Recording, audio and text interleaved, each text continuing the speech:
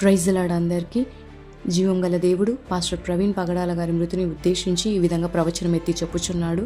యెహెజ్కేలు గ్రంథము 24వ అధ్యాయము 2వ వచనం నుంచి 14వ వచనం వరకు దేవుడు ఈ విధంగా మాట్లాడారు. 2వ వచనం నుంచి చూసుకున్నట్లయితే, మానవపుత్ర, ఈ తేదీ వ్రాసిపెట్టు, ఈరోజే వ్రాసిపెట్టు అని దేవుడు ఎవరైతే తిరుగుబాటు చేశారో, ఎవరైతే వ్యతిరేకంగా ప్రవర్తించారో ప్రవీణ్ గారిని ఉద్దేశించి, మరి వారందరినీ ఉద్దేశించి దేవుడు కూడా ఈ విధంగా ఈ తేదీ వ్రాసిపెట్టు, ఈరోజే వ్రాసిపెట్టు అన్నారు. ఆ తేదీ ఏదనగా ఏప్రిల్ 20, 2025 సంవత్సరం. మరొకసారి డేట్ ఏప్రిల్ 20, 2025 సంవత్సరము. ఈ తేదీన దేవుడు ఏం చెప్పాడు అని అంటే, పాస్టర్ ప్రవీణ్ గారి రక్తాన్ని ఒలికించినటువంటి ఈ నేలకు మరి బాధ తప్పదు అని దేవుడు నిశ్చయంగా చెప్పుచున్నాడు. ఆ రక్తము నాకు కనిపిస్తూనే ఉంది అని దేవుడు మరొకసారి చెప్తా ఉన్నాడు.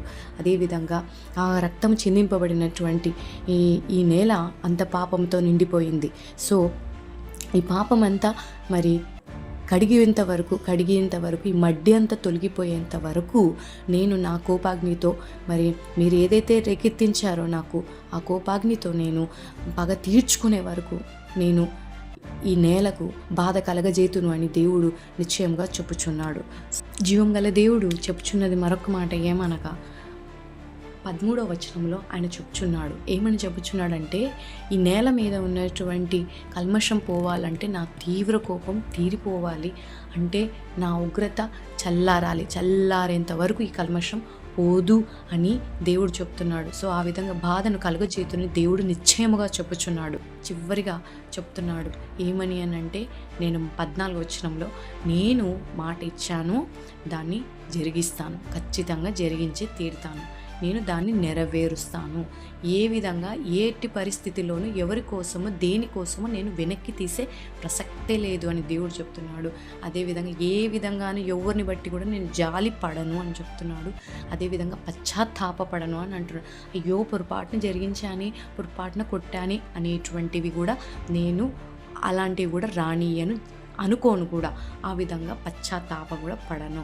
నీ ప్రవర్తనకు నీ క్రియలకు అనుగుణంగా తీర్పు తీరుస్తాను అని ఇదే యెహోవా వాక్కు ఈ విధంగా ఈ దినమున దేవుడు ప్రవచనం ఎత్తి చెప్పుచున్నాడు. అదేవిధంగా తిరుగుబాటు చేసినటువంటి వాళ్ళని ఉద్దేశించి కూడా దేవుడు ఈ విధంగా ఉగ్రత రప్పిస్తున్నాడు. కనుక మరి ఈ ఉగ్రతలో మరి మనం తప్పించబడాలంటే ఉపవాసం ఉండి మనల్ని మనం తగ్గించుకుంటూ, దేవా ఈ ఉగ్రత నుంచి మమ్మల్ని తప్పించుము దేవా, ఈ బాధ నుంచి మమ్మల్ని తప్పించుము దేవా, అవును తండ్రి, ఈ సేవకుడి రక్తం ఇంకా నీకు మొరపెడుతున్నది దేవా, అదేవిధంగా మేము కూడా మొరపెడుతున్నాం, మాకు సరైన న్యాయము చేయము దేవా, మా పక్షాన ఉన్నావని జనములకు తెలుపుము దేవా అని చెప్పి ప్రార్థనలు చేయండి. అంతేగాని ఎవరిని ఏమి అనకండి. మనకు నిజాలు తెలియనప్పుడు మనం ఎవరి జోలికి పోకూడదు, ఎవరిని కూడా ప్రశ్నించకూడదు, ఎవరిని పేరు పెట్టి అనకూడదు.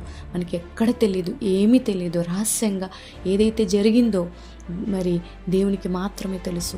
సో దేవుడు రహస్యమైన దాన్ని బయలుపరచబడకపోవుడు కనుక ఖచ్చితంగా ఎక్కడ దాక్కున్న బయటికి తీసుకొని వచ్చి దేవుడు తన ఉగ్రత ద్వారా బయట పెడతాడు. సో అంతేగాని ఎవరిని అనకండి. తెలియకుండా ముందు వేలు పెట్టి మనం ఎప్పుడు అనకూడదు. క్రైస్తవుల లక్షణం అది కాదు. శోధించడము రాజుకు ఘనత కనుక మన రాజు అయినటువంటి యేసుక్రీస్తు ప్రభులకే ప్రభు ఆయన శోధిస్తాడు. మనము ఆయన బయటికి తీసుకొచ్చే వరకు మౌనంగా ఉండండి. ఆయన సన్నిధిలో ఆయన గొప్పవాణ్ణి చేయండి. మనం ఎందుకు నోరు తెరిచి గట్టిగా వాళ్ళను వీళ్ళను తిట్టి కేసులు పెట్టుకుంటూ, ఏంటి ఇదంతా, మనకు ఎవరు దిక్కులేరా, మనకు రాజు లేడా, దేవుడు లేడా, ఎందుకు ఇదంతా అని ఎదుట మౌనంగా ఉండండి. ఆయన ఉగ్రత తీరే వరకు, తన కోపం చల్లారే వరకు ఆయన మాత్రము ఈ బాధ కలగజేయబోతున్నాడు. జాగ్రత్త. దయచేసి ఇంకా మౌనంగా ఉండండి. వాళ్ళ మీద వీళ్ళ మీద దుమ్మెత్తిపోసుకోవడం మానేసేయండి. దేవుని ఎదుట పోరాడండి. దేవుడు లేడు అనుకున్న వాళ్ళే వ్యర్థమైన వాటిని అనుసరిస్తారు. ఎక్కడ న్యాయం జరగదని తెలిసిన తర్వాత కూడా ఇంకా మౌనంగా ఉండి దేవుని ఎదుట మోకరించకపోవడం మన అవివేకం అవుతుంది. ఖచ్చితంగా దేవుని ఎదుట మోకరించి దేవా మాకు న్యాయం చేయి అని ఆయన అడిగితే, జీవాధిపతి అయిన దేవ ఎవరి పక్షపాతి కాదు ఆయన. అన్యులైనా మనమైనా ఒకటే. మన దాంట్లో ఉన్నారా హంతకులు, బయటి వారి దాంట్లో ఉన్నారా హంతకులు, దేవుడు బయటికి పక్కాగా తీసుకొస్తాడు, ఆయనే తీసుకొస్తాడు. హంతకులు మన వాళ్ళలో కూడా ఎందుకు ఉంటారని మీకు డౌట్ రావచ్చు. యూదా మనవాడే అని అనుకున్నాం. యేసుక్రీస్తు ప్రభుల వారిని 30 వెండి నాణములకు అప్పగించాడు. ఈ విధంగా ఎవరైనా మన నుంచి సహాయం అందించారో తెలియదు కదా, ఏం ఆశించి చేశారో తెలియదు కదా. ఇది జరగదు, ఆయన మనిషి అని అనుకోని అన్ని రకరకాల ఆలోచించడం నీ అవివేకము, నీ మూర్ఖత్వము. దేవుణ్ణి తక్కువ అంచనా వేయొద్దు. ఆయన నరుడు కాదు. దేవునికి స్తోత్రం కలుగునుగాక. ఆమేన్. ఒక్కటి గుర్తుపెట్టుకోండి, వాళ్ళు చంపింది మనిషిని అని అనుకుంటున్నారు.